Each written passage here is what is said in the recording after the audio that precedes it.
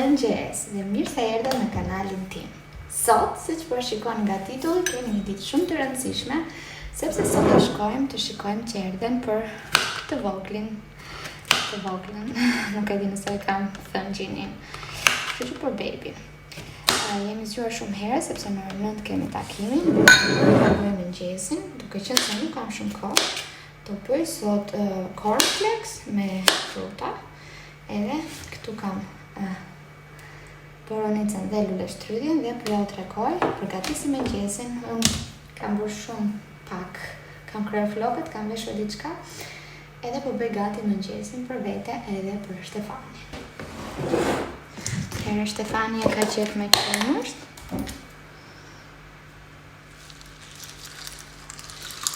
Edhe fruta do t'ja lënë anë, se nuk e dja i do. Nëse unë do të haj me kos.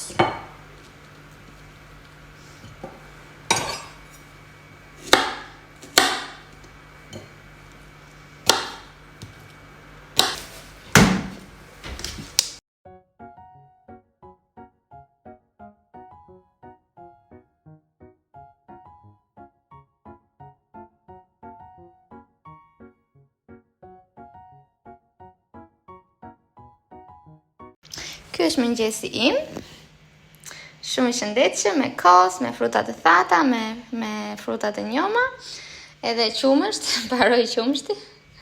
Dhe ky është mëngjesi Shtefanit. Voila. Edhe është shëndetshëm. Po pra se ke këto, nuk i ke bashkuar. Ja ku është Shtefani, na falni për xhamin e pistët, po kemi vrarë miza rrugës, pas ka shumë trafik sot, se di pse.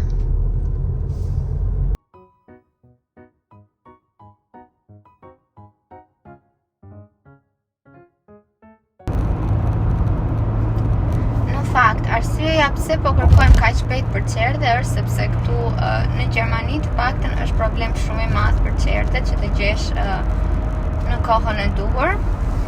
Dhe ne do ta çojmë fëmijën në qerdhen e Luksemburg, sepse ne të dy punojmë në Luksemburg. Ne jemi diku te 45 minuta në një rast të mirë, larg nga shtëpia, që do të thotë çdo ditë ne ecim 45 minuta me makinë në një drejtim për të shkuar në punë dhe 45 për të kthyer. Dhe nëse do ta vendosim në një qerdhe në Gjermani, që mbase do të ishte më e mira për shkak të gjuhës, në fakt do ishte problematike, sepse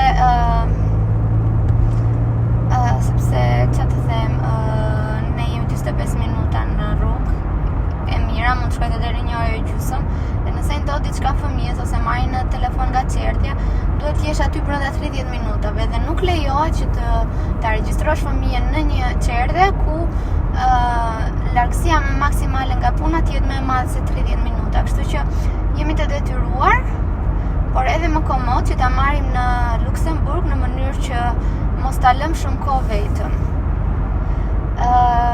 Tani, e keqja e qerdhes në Luksemburg është kjo. Fëmia jo nuk e di me sa gjuhë do rritet, sepse patjetër që unë shqip do t'i flas, nuk diskutohet, që të merret vesh me nënën, me tezën, me dajon, edhe me rënjët e tij shqiptare, rënjët e saj shqiptare. Por gjermanisht patjetër që do mësoj, se do flasim me babin e vet Shtefanin, do jetë një fëmijë gjerman. Ka gjyshin të gjithë njerëzit e babit gjerman, që do të thotë duhet ta mësoj gjuhën e vendit ku jeton. Dhe në Luksemburg flitet frëngjisht, anglisht dhe luksemburgisht. Edhe gjermanisht, po gjermanishtën ai do mësoj në shtëpi, se do i flasë Shtefani. Kështu që nuk e di se sa do ta ngarkojmë fëmijën, po nuk kemi zgjidhje tjetër, duhet të rrim pa i folur shqip, nuk bëhet, pa i folur gjermanisht nuk bëhet, si jeton në Gjermani, babin e ka gjerman, gjermanisht do flasin, Shtefani nuk di frëngjisht. E në kopsht, në qerdhe do jetë frëngjisht, kështu që nuk e di se pas sa kohësh mund të filloj të flas, sepse kam dëgjuar shumë që kur fëmia është i rritur multilingual, është problematike, jo gjithmonë. Paktën me dy gjuhë, okay, sepse mami gjithmonë i flet shqip, babi gjithmonë i flet gjermanisht, edhe mund t'i ndaj për shembull gjuhët që ka. Kur flet me mua shqip, kur flet me babin gjermanisht. Mirë po, futet e një frëngjisht, anglisht në mes, ose dhe luksemburgisht, që është e ngjashme me gjermanishten. Nuk kemi zgjidhje tjetër, nuk kemi ku ta lëmë, sepse në Luksemburg leja e lindjes pas lindjes 3 muaj ke automatikisht, dhe pastaj leja e lindjes është 6 muaj, maksimumi 6 muaj. Pastaj 6 muaj do i marri dhe Shtefani, se lejohet edhe baballarët. Mund të marri mamin tim diku te 3 muaj, sa që lejohet të rinjerësh. Pastaj fëmia duhet të shkojë në Çerdhe, se s'ka kush na e mban, nuk kemi familje, nuk kemi asnjë njeri. Kështu që jam pak në merak. Por do ja dalim, sepse mbase do të edhe një gjë e mirë, mbase do flasi pak më vonë, por për këtë punë do jetë i rritur me tërë këto gjuhë internacionale, të cilat nëse rriten nga mosha kaq e vogël, nëse rriten me një gjuhë të huaja në moshë kaq të vogël, i përthithin njësoj si t'ishte gjuha e tyre amtare. Ne jemi nisur, unë nuk jam me Shtefani si që shikoni, sepse po ngasim nga makinat e ndara, e kam para, se Shtefani do vazhdoj pastaj për në fund dhe unë do kthejmë për në shtëpi. Kështu që do na duheshin patjetër 2 makinat e ndara. Përveç kësaj, çfarë kemi për të bërë? Kemi për të bërë pak të blejmë pak për shtëpinë, edhe kemi për të firmosur edhe letrat e taksave. Shumë e komplikuar tani që jetojmë në Gjermani dhe punojmë në Luksemburg me taksat, me sigurimet, o zoti i madh, dhe kemi shkuar në një studio ligjore që merret me këtë punë, sepse nuk donim që vitin e parë të bënim çdo gjë gabim. Vitet e tjera pastaj mbasi ja marrim dorën vetë edhe t'i bën Shtefani vetë siç i bënte këtu në Gjermani. Sapo arrita, parkova makinën në një dyqan ndërtimi. Edhe tani shkojmë tek jemi pak më vonesë, po e morëm në telefon drejtoreshën e Çerdhes që po vim. Kështu që dhe unë për 2 minuta jam aty. Kjo është Çerdhja. Këtu është puna e Stefanit. Edhe kjo këtu është Çerdhja. Tani duhet gjesh dhe Shtefani ku është. Shkoni. Kreshe, daycare. Presim ku është Shtefani. Mami dhe papi. Nuk ishte lejuar që të filmoja brenda për shkak të privatësisë, kështu që po ja u tregoj këtu pak a shumë website-in dhe pastaj do t'ju tregoj më haptazi. Atëherë Çerdhja ishte shumë e pastër, shumë e bukur dhe ka mbi 20 vite që funksionon në Luksemburg dhe ka më shumë se sa një qendër. Atëherë siç e shikoni edhe website-i tregon çdo gjë në lidhje me ushqime, tregon ku prodhohen ushqimet, si merret menyja çdo ditë për fëmijët, po ashtu që përdoren produkte të stinës, por edhe ushqime speciale për fëmijë, për shembull që mund të kenë një alergji, dhe siç e shikoni dhe fëmijët vetë angazhohen për të gatuar dhe për të ndarë ushqimin në mënyrë që të bëhen sa më të pavarur. Pastaj për sa i përket shëndetit dhe për sa i përket edhe higjienës, ishte gjithashtu një mënyrë fantastike se si ata e menaxhonin të gjithë këtë pjesën që nga larja e dhëmbëve, që nga larja e duajve pas ndërrimit të çdo dhome, dhe vërtet që ishte na la një përshtypje shumë të mirë. Këtu tregon pak historinë se si u ndërtua pra në vitin 2010 është hapur dhe Çerdhja në afër punës së Shtefanit, po dhe si historinë se si është krijuar, pra thjesht koncepti i fëmia mbret, quhet l'enfant roi. Kështu që ishte vërtet shumë e bukur edhe për gjuhët, ka më shumë se sa 20 nacionalitete, dhe nacionaliteti shqiptar mungon aty, kështu që mbas është koha që ne të çojmë fëmijën tonë për të dëgjuar dhe gjuhën shqipe aty. Lajmet edhe çmimet që morën nuk na pëlqyen, po do t'ja u them kur të shkoj në shtëpi që të kem kohë. Pasi dolëm nga Çerdhja, shkuam firmosëm për taksat. Edhe aty mbaruam punë shumë shpejt e tani po bëjmë një pauzë para se Shtefani të shkojë në punë. Ja kush na harxhon lekët neve. Ai. Ky. Unë jam e lirë, ja. Vetëm një ujë. Do bëjmë pauzën, unë do nisem për në Gjermani, pastaj Stefani do vazhdoj punën këtu në Luksemburg. Edhe do shikojmë edhe disa çerdhe të tjera apo metoda të tjera, sepse për ndryshe nuk është fare motivuese të kesh një fëmijë këtu. Kështu që do shikojmë.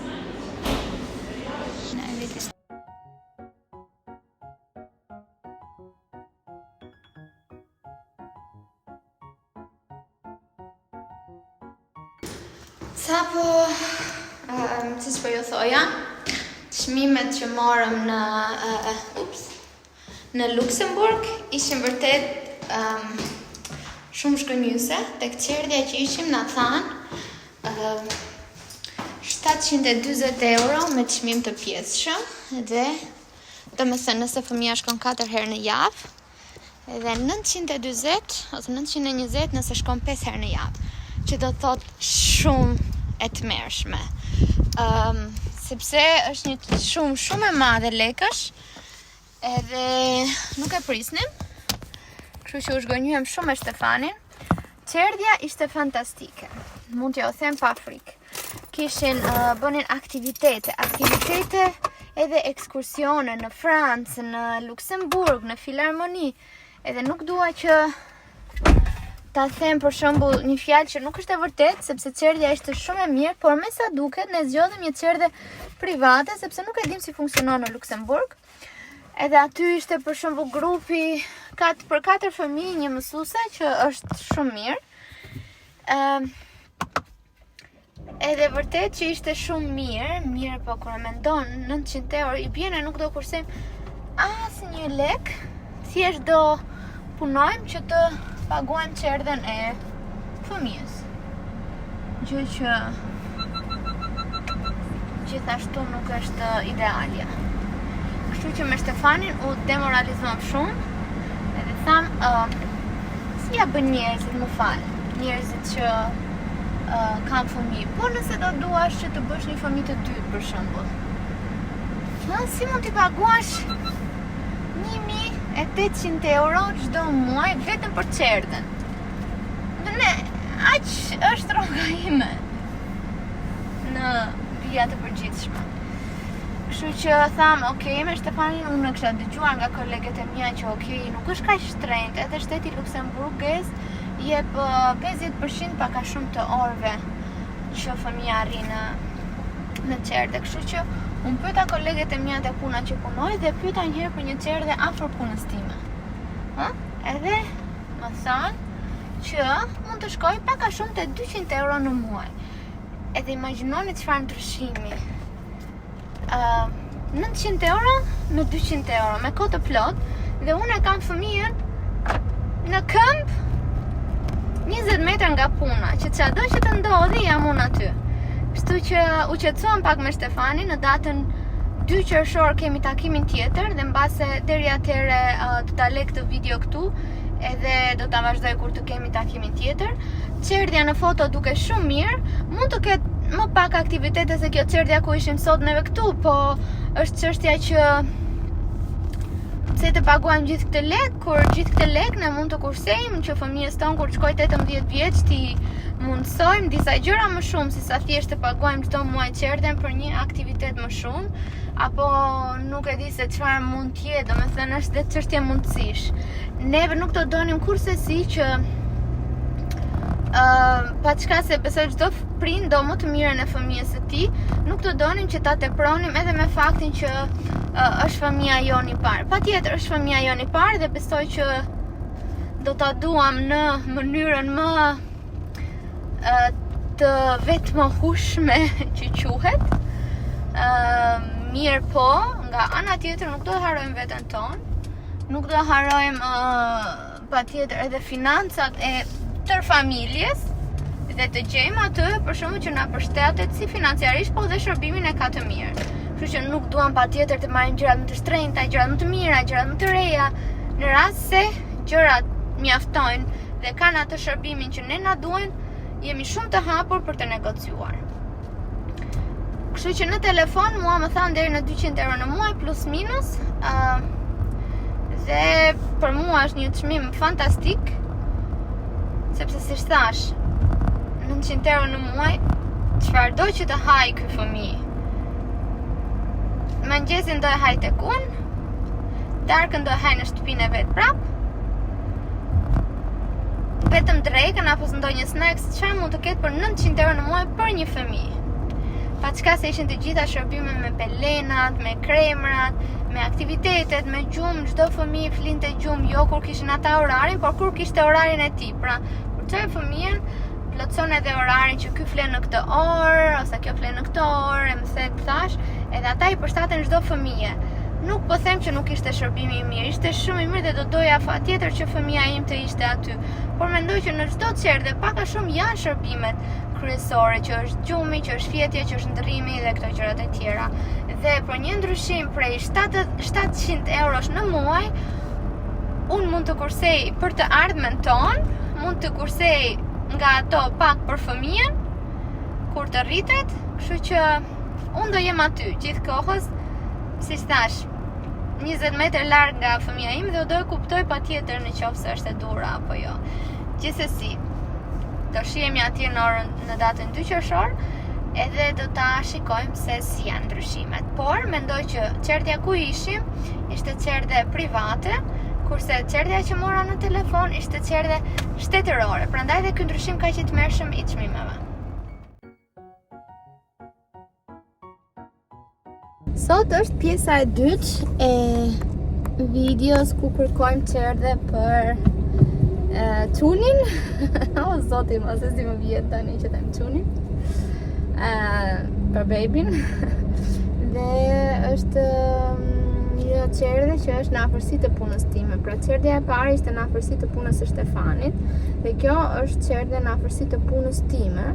Unë i mora në telefon, i pyeta për vende dhe i pyeta që pak a shumë sa është çmimi, sepse me atë çmimin që morëm tek Stefani nuk është se na i vlen shumë dhe 900 euro apo 700 euro me kohë të pjesshme në muaj është shumë e shtrenjtë edhe pastaj do ta mendoja mbase pse jo të merrja një babysitter edhe nuk do shkonte më shumë se 900 euro në muaj për aq orë sa unë punoj. Po të paktën rinte çuni në shtëpi. Gjithsesi, unë jam shumë pozitive për pjesën e çerdheve. Unë nuk është se i shikoj çerdhet si një mënyrë që e lash fëmijën në çerdhe. Unë e shikoj si një mënyrë shumë të mirë socializimi edhe mësimi të gjuhëve të ndryshme. Kështu që kjo çerdhe do jetë tek puna ime dhe ne na tha në telefon që shkon deri në 200 euro, sepse 200 euro gjysmën e çmimit e paguan vetë shteti luksemburgjez. Kështu që ta shikojmë, në qoftë se çerdhja është e mirë, aty e çojnë edhe kolegët e mia të gjithë fëmijët edhe janë shumë të lumtura. Kështu që pse jo. Shkojmë ta shikojmë. Takimin e kemi në orën 4, ora është 12:30, po vete ora 1.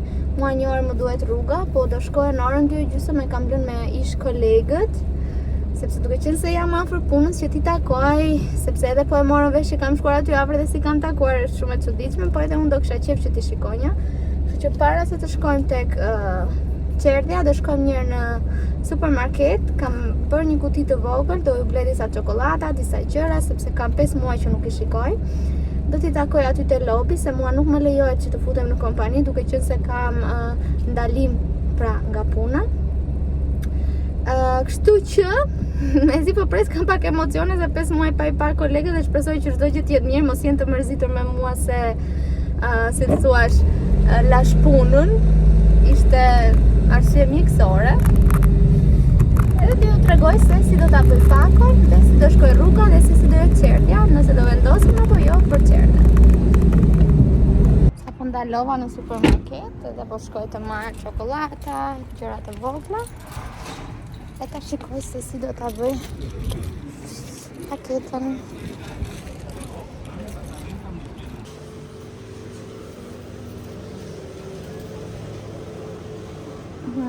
Shkojmë direkt tek çokolatat. Okej, do t'ju marr ca Haribo, do t'ju marr ca çokolata. Të këtu besoj që e pëlqej. Dhe nuk është shumë e shtrenjtë.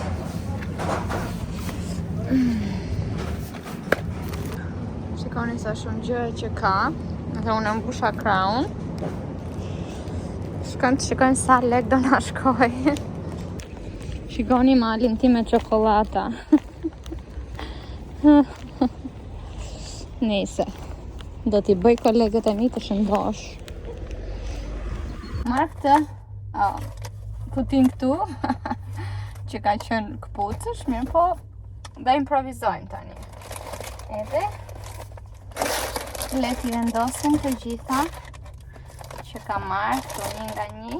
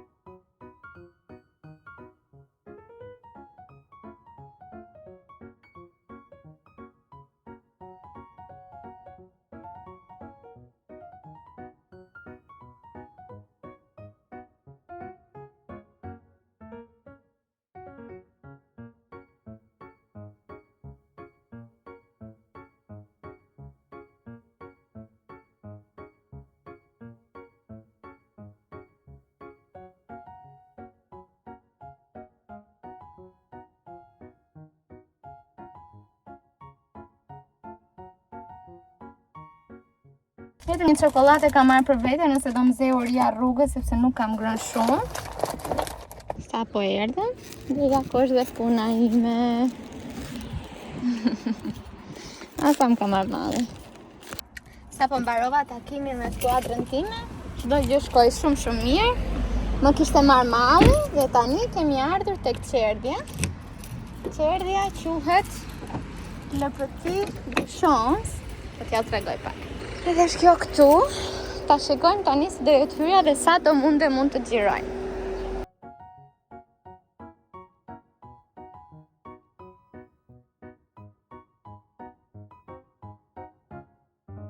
Vizita po shkon shumë mirë, deri tani na ka pëlqyer. Nuk regjistroj dot, po do t'ju tregoj pastaj me foto edhe me mendimet e mia. Sapo dolëm nga Qerdhja, do t'ja tregoj të gjitha me detaje sapo të kem një mundësi. Morëm një dosje ku janë të gjitha detajet, po do t'ja tregoj sapo të arri në shtëpi. Sot nuk do flet të shtëpia ime, do flet tek shtëpia e familjes ku unë kam ardhur si au pair, si babysitter, sepse ne akoma kemi shumë kontakte dhe prindrit e familjes ishin në udhëtim pune. Kështu që po vjen prap babysitteri, shtatzën tani, të kujdesen për vajzat që për mua tani janë si familja ime.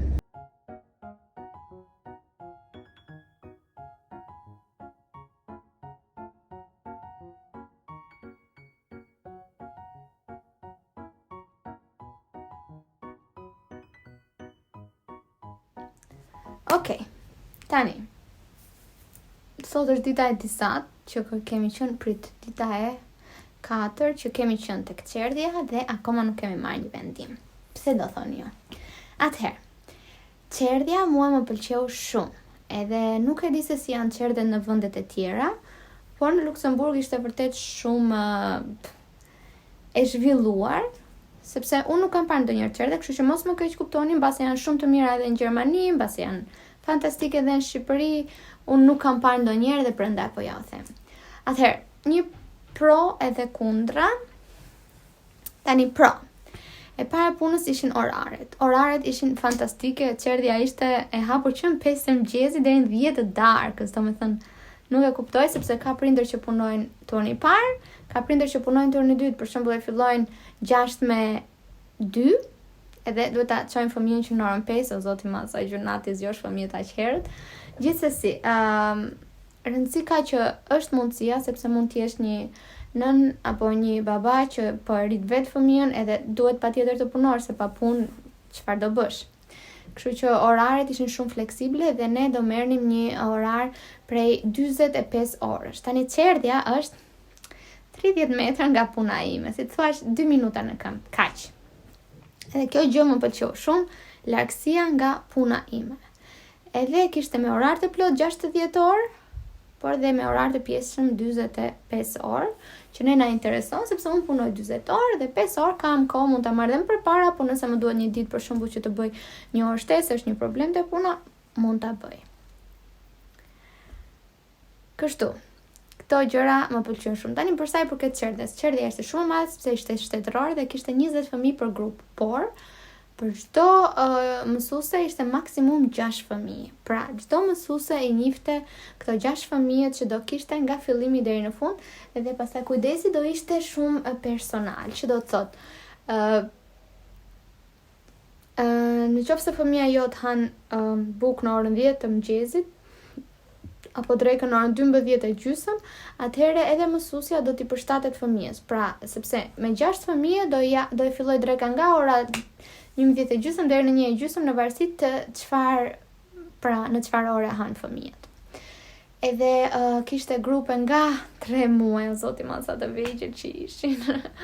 Nga 3 muaj i bani në krah, shumë të vegjël, deri në 4 vjeç. Që do të thotë fëmia do jetë aty te grupi paravarisht e 3 muaj deri në 1 vjeç, pastaj ishte 1 vjeç deri në 2 vjeç e gjysmë, pastaj ishte 2 vjeç e gjysmë deri në 4 vjeç. Edhe mua më pëlqeu shumë se përveç se kishte shumë fëmijë, kishte edhe shumë mësuese. Dhe unë e pash që çdo fëmijë që ishte aty për shembull, hynim ne ti vizitonim, ata të gjithë ishin të qeshur, ishin të lumtur, nuk dëgjova njëri që qante. Edhe më pëlqeu shumë për shembull që grupet ishin të ndara në kështu në hapësira shumë të mëdha dhe brenda kësaj hapësirës ishte një dhomë ku flinin, ishte një dhomë ku luanin, ishte një dhomë ku ndroheshin, pra nuk është se duhet të dilnin nga dhoma në dhomë që të ndroheshin apo të hanin apo të flinin apo të shkojnë në tualet. Kur hynim, gjithmonë vishnim këto çorapkat plastike, gjë që më pëlqeu shumë, sepse tregon për higjienën që bizotronte atje brenda. Çfarë më pëlqeu shumë ishte prapë një ditar që ishte për çdo fëmijë, dhe në ditar kishte disa aktivitete që fëmia ka. Për shembull, e ngrëna, e pira, me kë luajti, sa herë ndrovi pelenën, çfarë kishte brenda në pelen, çfarë hëngri, në çfarë ore hëngri, sa hëngri. Dhe në fund të ditës të shkonje, e merr një librin dhe shikonje që, okay, për sa i përket humorit, nuk ishte në humor të mirë sot, ku dëgjon, ishte si i mërzitur dhe ti e kupton pak a shumë fëmijën tënd se çfarë problemi ka, apo sëmurët, apo ku dëgjon. Kështu që më pëlqeu shumë kjo gjë sepse ishte edhe, si të thuash, një përmbledhje e çdo gjëje që ka bërë fëmia jot tër ditën, por edhe një përmbledhje që mos të harrosh, mos të humbësh ato disa momente shumë të rëndësishme, për shembull, të fëmijës. Pa çka se, okay, do ta çosh në çerdhe, nuk mendoj që ka prind që do ta çonte me shumë kënaqësi, që 1 vjeç e pak, siç do ta çojmë neve, por nuk kemi zgjidhje tjetër.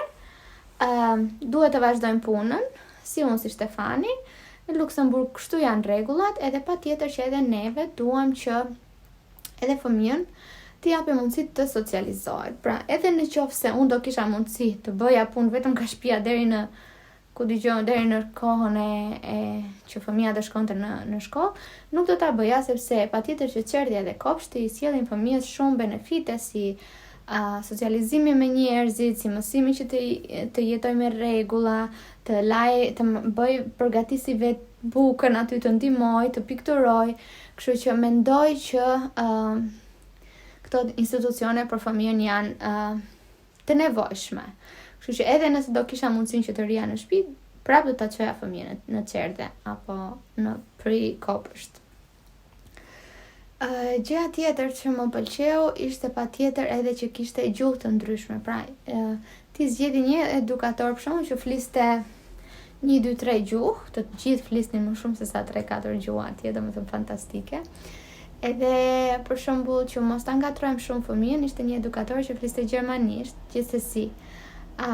Fëmia në këtë ambient multikulturor, siç është Luksemburgu, do mësoj gjuhë.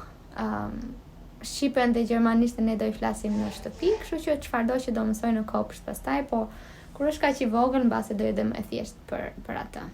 Gjëja që nuk më pëlqeu te kjo çerdhja, gjëja tjetër që më pëlqeu ishte çmimi, fantastik. Nga që ishte shtetëror, edhe gjysmat e orëve këtu i paguan shteti Luksemburgjes, do na binte të paguanin në muaj vetëm 250 euro, me të ngrëna, me pelena, me kremra bebesh, me çdo gjë. Hanin dhe snacks fëmijët, edhe paradite, edhe mbasdite, edhe një herë drek, domethënë shumë cute organizuar, çmimi 250 euro, fantastik, sepse edhe nga shteti merren çdo muaj 300 euro, kështu që si të thuash lekët e shtetit do paguanin dhe çerdhen e fëmijës dhe ishte fantastik. Gjëja që nuk më pëlqeu ishte që kishte është dhe pozitive dhe negative. Kishte shumë fëmijë. Nga njëra anë është mirë sepse fëmia pastaj rritet edhe me zhurmën, edhe mësohet që edhe kur të dalim, kur të hypim në avion, kur të udhëtojmë, pra nuk janë fëmijë që janë të mësuar vetëm me qetësi. Është fëmijë, domethënë që është i ekspozuar ndaj zhurmave dhe ndaj njerëzve. Dhe nga ana tjetër e njëjta gjë nuk më pëlqeu sepse ishin shumë zhurma dhe njerëz. Ndoshta nga që ishte edhe orari që ne shkuam që prindrit po merrnin fëmijët.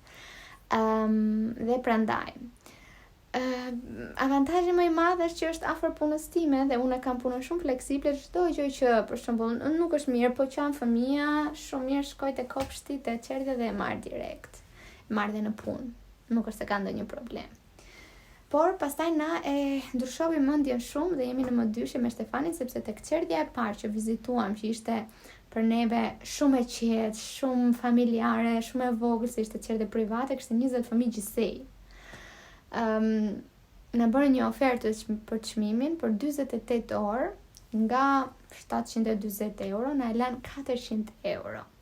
Edhe ati me të ngrëna, me të pira, me çdo gjë, dhe kishte madje edhe një aplikacion që shikoje fëmijën kur han, kur pin, kur flen, edhe paka shumë çdo mësues ishte për 4 fëmijë. Edhe kjo na e ka ashtu një çik mendjen dhe nuk dim kë do zgjedhim në fund. Normale që prindi do më të mirën për fëmijën e tij, mirë po unë tek çerdhja shtetërore nuk është se kam një arsye të madhe pse nuk do ta çoja fëmijën. Prandaj, domethënë, kjo çerdhja tjetër ishte private dhe është më e shtrenjtë, edhe ne e kemi të lidhur mbase si njerëz që gjëja më e shtrenjtë është gjëja më e mirë, por jo gjithmonë është e vërtet. Dhe nuk e di, jam në M2. Te çerdhja private më pëlqeu shumë, pra siç thash, prap. Qetësia më pëlqeu që nuk ishte shumë njerëz, shumë zhurmë, edhe mbase për fëmijën është më mirë që kur të flej gjumë mos të shqetësohet. Por çfarë nuk më pëlqen është që çerdhja tjetër është afër punës së Stefanit dhe unë jam gati 15 minuta larg me makinë. Nuk është ndonjë dramë se është Stefani afër. Mirë, po Stefani nuk e ka punën kaq fleksible sa që kam unë dhe në rastin që fëmis nuk i shkon mirë, personi i parë që marrin në telefon është patjetër mami, sepse dhe fëmia kërkon më shumë mamin kur është aq i vogël. Edhe ndonjëherë për shembull Stefani ne shkojmë bashkë me Stefani me një makinë që edhe mos të harxojmë 2 makina, 2 herë karburant. Edhe unë lë Stefanin edhe vazhdoj te pjesa ime. Është një devijim i vogël prej 10 minutash ndoshta.